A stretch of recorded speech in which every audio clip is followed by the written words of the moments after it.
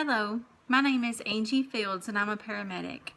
After being in EMS for 10 years, I realized that one of the most frequent calls that we encounter are those that are dealing with patients that are experiencing a stroke. That is why I would like to take a few minutes of your time today to explain to you the signs and symptoms of a stroke and what to do in the event of this medical emergency. I would first like to thank you all for joining me today and allowing me a few minutes of your time to explain exactly what strokes are and why these medical emergencies are so serious. As you can see on the handout that I prepared for you at the top of the page, the stroke is an emergency.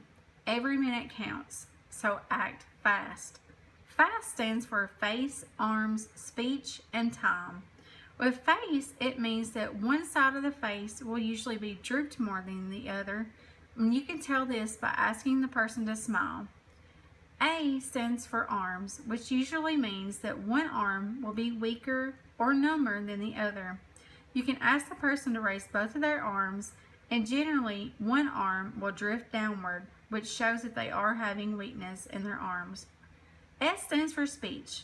Usually the person's speech will be slurred, and you can ask them to repeat a simple sentence back to you. Sometimes they will even have difficulty understanding what you're saying or even trying to speak back the sentence that you have said to them.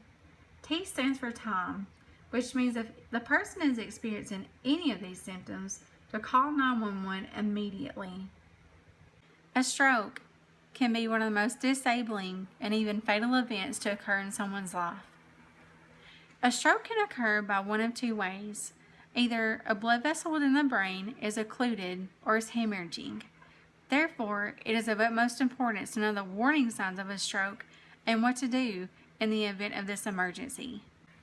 When a stroke occurs, there are many signs and symptoms to be aware of in order to act fast and to get the person the medical treatment that they need. When a stroke occurs, there are many different signs and symptoms to be aware of, along with the other symptoms I have already mentioned, in order to act fast and to get the person the medical treatment that they need. Along with the other symptoms I have mentioned, other things may include sudden confusion, dizziness, loss of balance, difficulty speaking, difficulty seeing, loss of consciousness, or a sudden headache with no known cause. Someone that is experiencing this medical emergency may also experience the difficulty of following simple commands, such as touching their finger to their nose, following a finger from side to side and up and down. Once these symptoms are noticed, 911 should be called immediately so the person can seek medical treatment as fast as possible.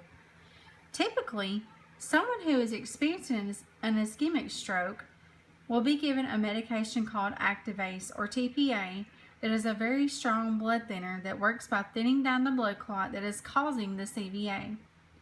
In the event of a hemorrhagic stroke, there are different treatment options depending on the severity of the bleed. Generally, if it is severe, the patient will need immediate surgery. General outcomes of a person that has experienced a stroke depends on the timeline in which the person was administered treatment. Typically, a person that was treated quickly after experiencing an ischemic stroke is 30% more likely to recover with little or no disability after 3 months. About a month ago, this topic really hit home for me as my very own grandmother experienced an ischemic stroke. She was one of the oddballs that really didn't experience all of these signs and symptoms that I've mentioned today, as she only experienced one of the signs and symptoms that I've mentioned. The only sign and symptom that she experienced that demonstrated an ischemic stroke was that was dealing with her speech. She had some slurred speech and she knew what she wanted to say, she just couldn't get it out. After further assessing her, I quickly realized that this was not normal. We contacted the ambulance personnel. They came to her house, and then we quickly transported her to a neuro center in Nashville. She was there a few days. She was just released about 2 weeks ago, and she's doing very well and is recovering, but it's because she received the treatment in a fast manner.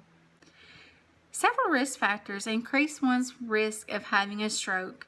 These risk factors include high blood pressure, high cholesterol, smoking, heart disease, and diabetes.